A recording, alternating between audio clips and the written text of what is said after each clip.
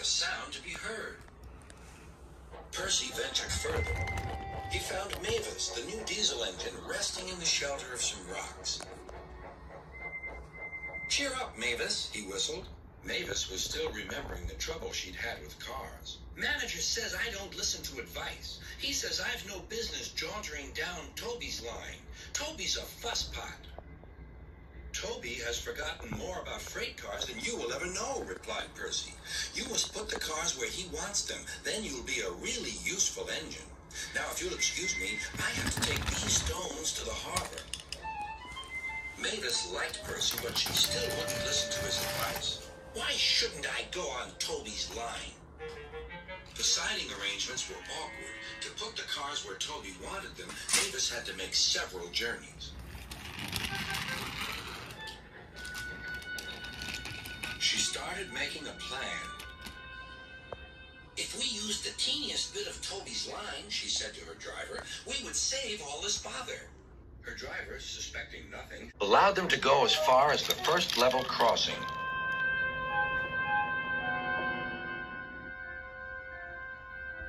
A few days later, the weather changed. As the snow melted, the quarry grew busy again. Some trains were so long that before leaving the cars for Toby, Mavis had to go beyond the level crossing with them. Now for her plan. She would go further down the line without it seeming her fault. "Can you keep a secret?" she asked the freight cars. Yes, they chattered. "Will you bump me at the level crossing and tell no one I asked you?" The cars promised. But while Mavis was away, Toby arrived. He decided to shunt the cars himself. The cars decided to bump him anyway. They reached the level crossing and Toby's brakes came on.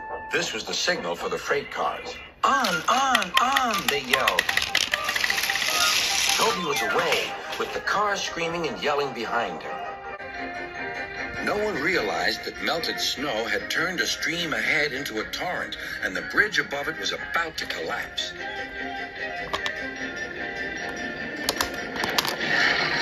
The rails were now like a tightrope across the thundering water. Stop!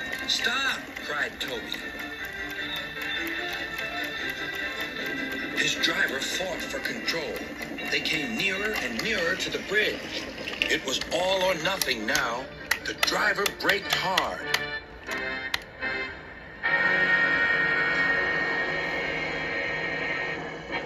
Toby stopped, still on the rails, but with his wheels treading the tightrope over the abyss.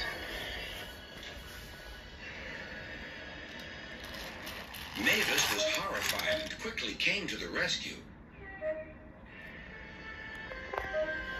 Workmen anchored Toby with ropes while she pulled the freight cars away. Then she helped Toby to safety.